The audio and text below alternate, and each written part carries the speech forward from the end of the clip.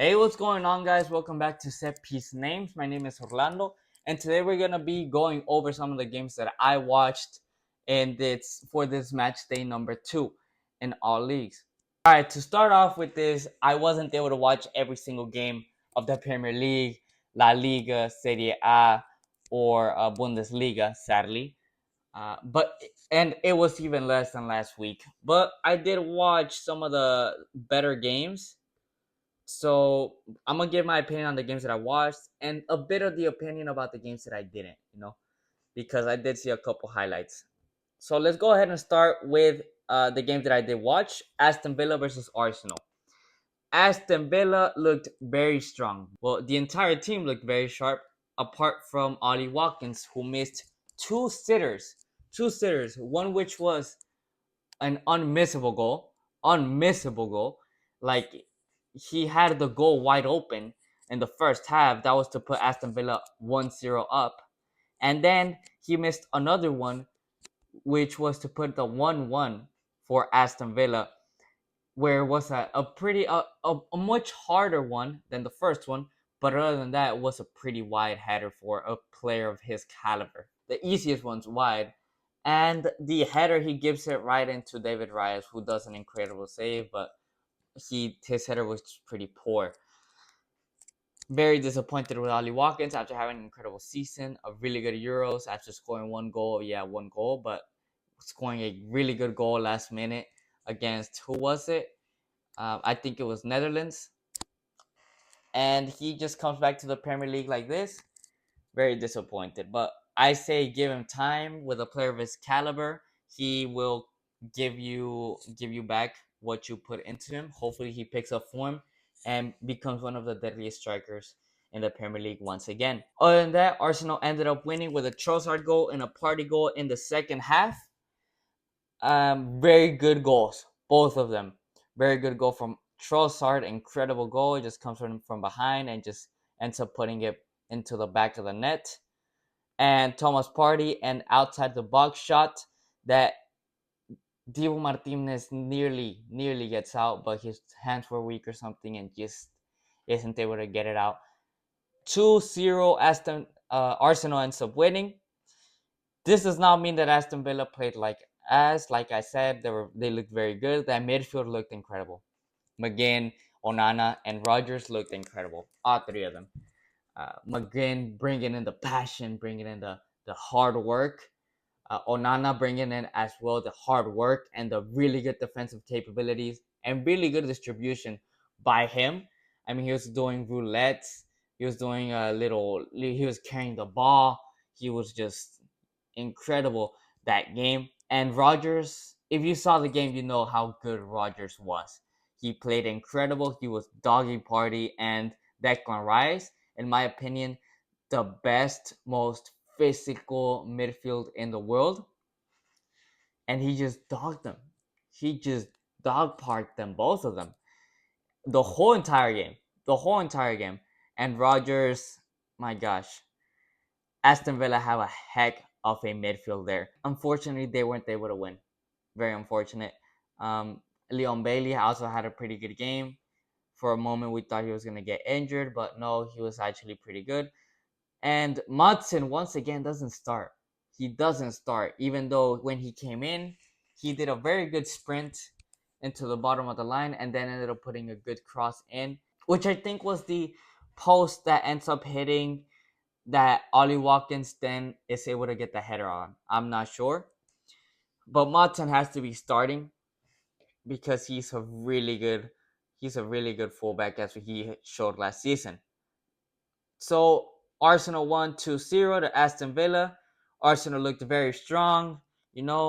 Arsenal has to win games like this if they want to be Premier League champions. You have to win games like this because last season they dropped points against them twice, and it's a good start to the season. It's a good start to be potential title contenders because this Aston Villa is going to give five to Manchester City, to Liverpool, to United, to Chelsea, to all of these teams. And you know what? Not even fight. They're going to beat Chelsea. They're going to beat you, the Uniteds. They might even beat Man City with how good they are. So Arsenal, start up very well. Now they're gonna have to get their job. They're gonna have to complete their jobs and get the smaller sides, the weaker sides before facing Manchester City, and Liverpool. And the top six, because for some reason Arsenal and City, when a top six faces another top six, they're gonna struggle against them. So I'm very excited to see how this Premier League pans out with Aston Villa and Arsenal. More with Aston Villa because they look very strong. Now Chelsea versus Wolves, potential for the best game of this weekend, in my opinion, is Arsenal versus Aston Villa because I watched it. I didn't watch the Chelsea versus Wolves, but based off the highlights, it was a very back and forth games. By the end of the first half, it was a 2-2 game by the end of the first half. And on the second half, Chelsea end up scoring um, four more goals on Wolves. A really good goal from Cole Palmer, a hat trick from Madueke against Wolves. Very, very good. And Joao Felix comes in for his second debut and scores in the 80th minute. Honestly, the attack for Wolves doesn't look bad as always, but the defense just looks dreadful. Not even Mosquera could save them. We'll see how this game ends up. I mean, I didn't see the game. Chelsea, as I said, I've always thought that they had a really good attack with Cole Palmer, with they have all of these incredible players that know how to attack. However, when it comes to defending, they're just not able to. So I'm afraid that they're gonna resort to being able to score more goals than the other team because they already know that they're gonna get scored on. Which that could be a feasible option against Wolves or smaller teams, but against a team who has a good back line, a good midfield, you're not going to be able to score as many goals and your defense is going to leak. So we'll see how the Chelsea manager deals with this issue. And over in the Manchester United versus Brighton game, Manchester United end up losing. Very sad. But I mean, when you look at the lineup, Ten Hag ends up starting Rashford, even though he had a poor first game and poor first season. I mean, last season. So I don't know why he played him, and ended up playing Bruno Fernandes and Mason Mount as their strikers or as your attacking reference. Even though Joshua Xerxes scored a winner last game, and he actually looked pretty good. On top of that, they control very well, but they don't score, and that's what they need. Diallo actually ends up scoring. Very happy for him, but I just don't understand why Maguire is still playing when you have Matthias de Ligt, who you were chasing the entire transfer window. It's I don't know what Ten Hag is doing. Me personally, since last season, I thought Ten Hag was just not the player that you wanted to have as a manager for Manchester United. However, they reinstated him, and I was like, you know what? I hope that Ten Hag is able to turn around the ship, But he seems very stubborn. I just don't understand this lineup. A lot of Manchester United people agree with me about why this lineup, why not the Ligt, why not Garnacho, who had played very well, why not Joshua Xerxes, why play Bruno Fernandes and Mount. And it's just a bunch of mistakes that end up costing Manchester United against Brighton. They should have won this game. It's just a shame, It's a shame that Manchester United are on this route. Now, uh, Garnacho ends up scoring a goal. However, it gets disallowed because, unluckily, Joshua Xerxes came in flying into the box, and he wasn't able to stop because he was already. It's a very unlucky goal on the line. He ends up touching it, and by the rule of the game, he was offside.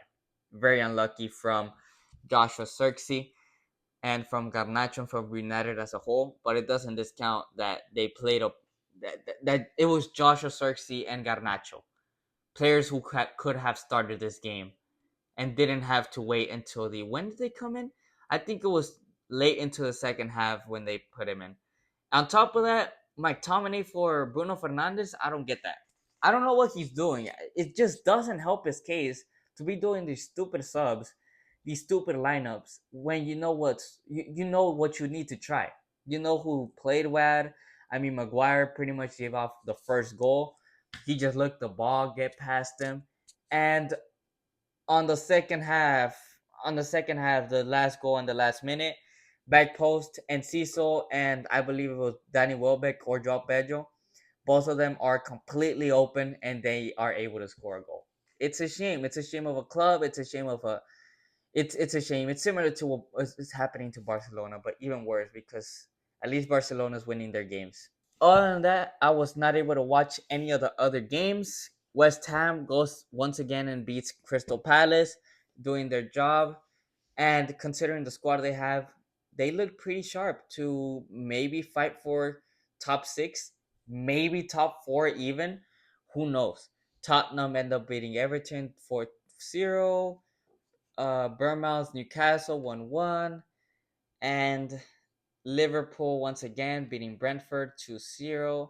Liverpool also just looking strong, but we'll see when they play against Manchester United. As I said, those top six versus top six games always give a fight to any team that plays. But very excited for the future of this Premier League. As of now, Manchester City is first after destroying. Who did they destroy this weekend? They destroyed Ipswich 4-1, sadly. Very sadly. Fulham beating Leicester 2-1. And we'll see how these games play out. And over in La Liga, I wasn't even able to watch the Real Madrid versus Valladolid game. As I said, I was very busy this weekend. But we ended up winning. We ended up winning 3-0 against Valladolid. And you may think, oh, that's a very strong result. But when you see the highlights, and I was doing something on the first half while watching the game, but when you see the highlights, nothing happened in the first half where Vinny, Mbappe, Rodrigo were there. Absolutely nothing.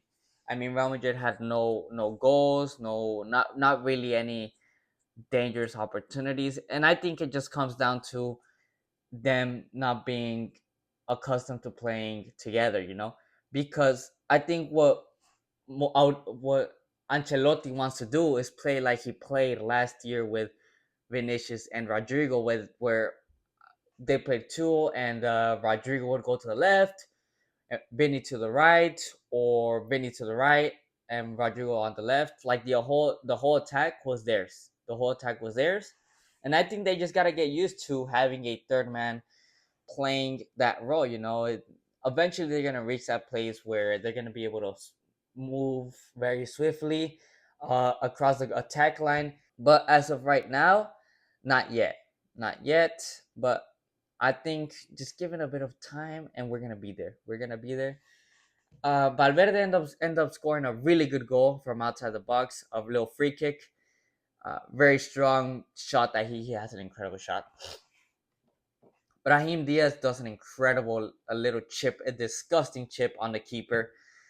And I think it was a chip from a pass, an incredible pass from Militao from all the way from their box to the half line. Brahim Diaz puts his tiny little body in front of the man and just beats the entire Valladolid defense and scores an incredible goal at the 88th minute. In my opinion, Brahim is one of my favorite players, and I think he has to get more playing time here. If not, I recommend that he leaves because I don't like to see players that I love to see them play just waste their talent in a team like Real Madrid because they're just not playing. They're not able to get their entire their game out. And I think if it's a meritocracy, whatever that word is, I think Brahim has to start for either Rodrigo, Vini, or Mbappe because Brahim Diaz just keeps showing that he's a really, really talented player that wants to play for the main team. And I think we got to reward those kind of attitudes. And Endrick ends up scoring on the 90 plus 6 minute, his first goal on his debut game in Bernabeu. Sir Bobby Charlton, incredible goal, incredible assist from Brahim Diaz once again, as I was talking about him. He just takes most of the team until the last moment. He waits, then gives it to Endrick Endrick with a little body feint sends players to the shop, cuts into his weak foot into the right side, and what a shot! What a shot! Incredible power on this kid. I mean, this guy is really good. Bobby Charlton scoring a great goal against Valladolid. I think we gotta chill. Very good start. Let's not call him the next big thing, the next Ronaldo Nazario, or the next Kun Agüero. We gotta calm down. Hopefully he gets more playing time and he's able to grow in the Real Madrid shirt so that we have a striker in the future. Because as we could see with the Mbappe's, Vinicius, and Rodrigo's, we need a striker. Other than that, Barcelona, Barcelona did their job against Athletic Bilbao, 2-1 win. Lewandowski and Lamine Yamal scoring, and yeah, Atletico Madrid also did their job against a Girona who is weaker than last season. 3-0 win over Girona, sadly, with Griezmann, Koke, and Marcos Llorente. We shall see. As of now, the league table stands of Villarreal first, Celta Vigo second, Barça third, Atletico Madrid fourth, and Real Madrid fifth. Real Madrid, I know that we're gonna end up winning the La Liga this year, but I really want to see Real Madrid playing well as well. I want to see the attack playing well. So, other than that, that was it for the La Liga games. For the Bundesliga, they just started this weekend, and the only game that I was able to watch was the Leverkusen versus Mönchengladbach game. 3-2 win for Leverkusen. Most of the game, Leverkusen was dominating with an incredible goal from Granit Xhaka outside the box. Great goal from Granit Xhaka. And other than that, the rest of the game, they were cruising it until Mönchengladbach stepped in. Um, they were winning. No, Leverkusen was winning 2-0. Leverkusen was winning 2-0, and then Mönchengladbach scored in the 59th minute, and once again in the 85th minute, and it looked like it was going to be a 2-2 draw, right? But no, no, no, no. We know this Leverkusen side, this never losing side. Even though they weren't losing, they wanted that 3 points. They wanted those 3 points, and Wirtz converts a missed penalty in the 90 plus 11th minute. 90 plus 11th minute. Um, he missed his penalty. However, on the rebound, he ended up scoring it. And Leverkusen once again to a flying start. Incredible start for Leverkusen, scoring in the last minute.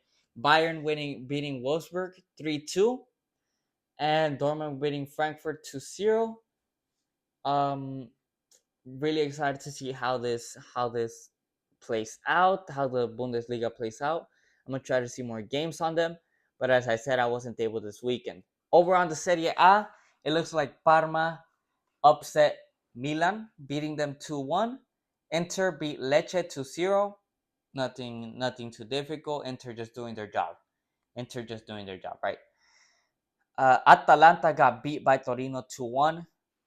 Rough start for Atalanta, the reigning Europa League champions. Juventus beating Hela Verona 3-0. And I believe it was my fourth or uh, fifth pick, Como drawing versus Cagliari 1-1. So, and Roma losing to Empoli 2-1 also. So those are the games the games that I watched this weekend. Hopefully this weekend I'm able to watch more games because, as I said, these leagues actually look very interesting now. So other than that, if y'all want to see more content like this, just drop a like and subscribe and turn on the notifications to you so you can be notified when I put a video up. And thank y'all for your support, guys, and I'll see y'all on the next video. Peace out, guys.